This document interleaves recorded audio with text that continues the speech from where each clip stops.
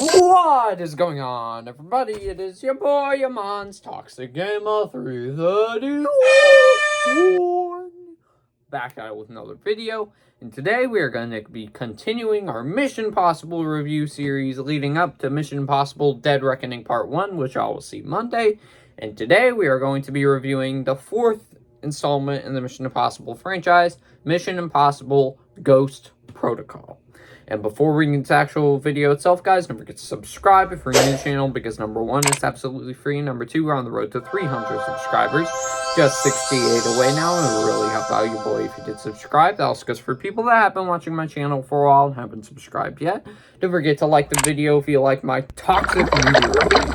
Don't forget to ring the bell for all notifications and notification when I upload. Also, do share the video because it'll also help me out, and we can have some more people join the toxic fam. And also, do feel free to comment your thoughts of Mission Impossible Ghost Protocol down below.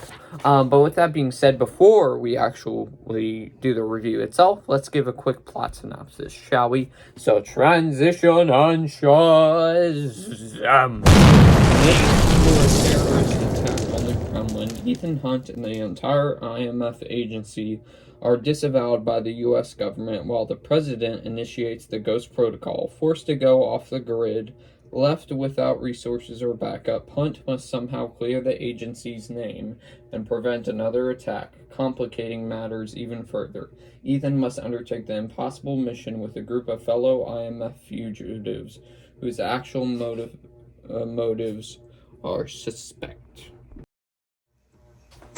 So, going into this one, I remember liking this one a lot, and this one's directed, if you want to know the history of the film, not history, but like want to know the information about the film. The director of this is Brad Bird. If you do not recognize that name or do recognize that name, he directed the first and second Incredibles movie, Ratatouille. What else? He also directed some other stuff too. I think he did... Darn, I forgot the other stuff he directed too, but he's like a really, really good director. And with that being said, let's just go into the actual review itself. And I'll say this right off the bat.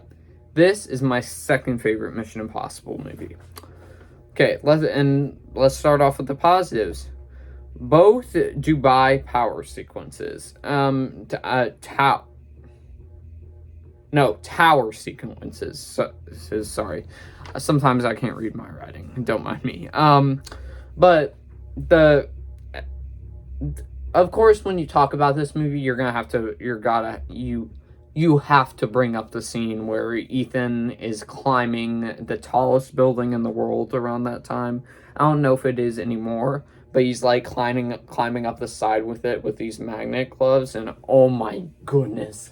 That scene is so terrifying. And, yeah.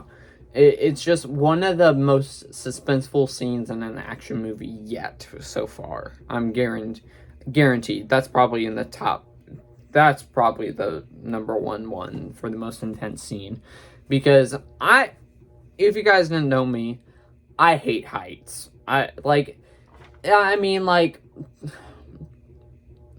If you want me to go on the Eiffel Tower, I'd probably say no. Unless if you paid me a lot of money, because I do not want to go. I'll go on the Eiffel Tower, but not all the way up. So, yeah. But this one, oh boy. I'll never climb up that. That is too high for me. It's just a really intense sequence. Also, the other tower sequence I'm talking about is where... Wait, actually, I think I'll talk about that one more later, I think. I'm pretty sure. So, yeah, we'll talk about that in a second. Also, the new character of William Brandt, played by Jeremy Renner, which is his debut in the Mission Impossible franchise. And I think he's a really great character. He's only popped up in 2 movies thus far in the Mission Impossible franchise. Because obviously what happened to Jeremy Renner, he's not able to like really move much anymore. It's kind of sad. But he was a really great character. And Jeremy Renner did a great job playing him, and I think he is one of the best new additions to the franchise and one of the more memorable new additions, like new additions of characters into this. Also, them letting us see the character of Benji more as well. So, if you guys do not remember Benji and have not seen this movie before, so Benji is played by Simon Pegg in the third one, and he's basically a tech guy that helped Ethan last minute, trying to help Ethan at last minute, trying to help him find his wife, basically, with the tracking system. And then this one, he gets more of a big role, and he's most of the comedic relief of the film, which most of his jokes land, and he's a very funny guy, Simon Pegg is. I don't know what just happened there. Simon Pegg is. Also, Jane is a good character too, but not the best. I think she is a very, very good character. But not one of the best side characters. She is the basically new female lead of this movie, and she gets her moments to shine in here, and I think she's a good enough character. So yeah. What other stuff here? Also, the scene where there's a deal. This is the scene I was talking about, where there's a scene in a deal in a room where basically two things are happening at the same time, where it's supposed to be this one girl giving some papers to these two gentlemen that are bad guys, and all three of them are supposed to be bad guys, and so the main girl, Jane, switches out and pretends to be the bad girl, and then also at the same time in the other room, Ethan and Jeremy Renner's character are basically pretending to be the bad guys trying to get the papers from the bad girl. So, and I think that's a very intense scene too, but not as intense as Ethan climbing up the wall, climbing up the building. What other stuff is here? The humor was funny too. As I mentioned, most of the humor comes from Benji in this film, Simon Pegg, and I would say all the humor pretty much lands, and it doesn't go too comedic, and it does keep somewhat of a serious tone still, and it's really, really funny, and and it blended in the humor quite well, unlike some other movies nowadays, MCU movies. Anyway, sorry, I had something in my throat there, guys. And didn't take over the movie, as I mentioned. Also, the fight choreography, I think, if it wasn't as great as it was the past few films, I think it's still great, because there's where they fight a bunch of guys, and I think the fight choreography is quite good, and I think Ethan did his own stunts, I'm pretty sure, so he did actually like fight and whatever, so that's insane, and the choreography is still quite good. Also, Brad Bird as director. As I mentioned, Brad Bird is a very, very good director. He hasn't directed a movie since 2018, I believe. And I think he is a talented director, and I wish we could see some more of his directing movies, because this, I think, has the best director out of Mission Impossible franchise.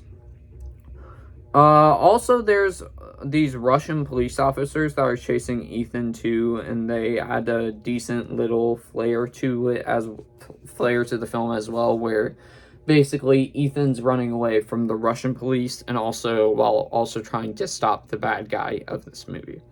And I thought that was an interesting little dynamic there. So yeah, it kind of leveled up the stakes a little bit.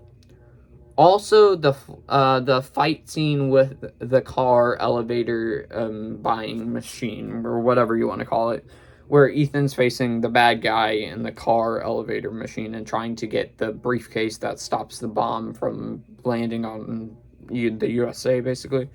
So, and yeah, the fight scene is quite good there, even though probably Ethan would have beat him in a couple, like 2 minutes maybe.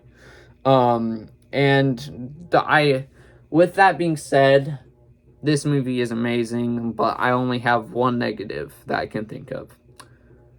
And it's not a big negative. It's kind of a minor negative because I still love this movie. Is the only negative I have is the villain. I feel he's lackluster, doesn't give much time to build him up, but like I said, just a minor negative. But with that being said, this movie is top 2, my second favorite Mission Impossible movie. So let's bring out the toxic meter, shall we? And this movie is not toxic, and that means it gets a big old A+ for me, even with the minor negative. And yeah, but with that being said, guys, I hope y'all enjoyed my review of Mission Impossible Ghost Protocol. Don't forget to subscribe if you're new to the channel, because number 1, it's absolutely free. Number 2, we're on the road to 300 subscribers. Just 68 away now, and really help out your boy if you did subscribe. That also goes for people that have been watching my channel for a while and haven't subscribed yet. Don't forget to like the video if you feel like my toxic movie reviews. Don't forget to ring the bell for all notifications and notification when I upload. Also, do share the video because it'll also help me out and we can have some more people join the toxic thing.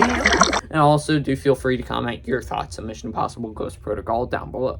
But with that being said, guys, I'll see you in the next one, everybody.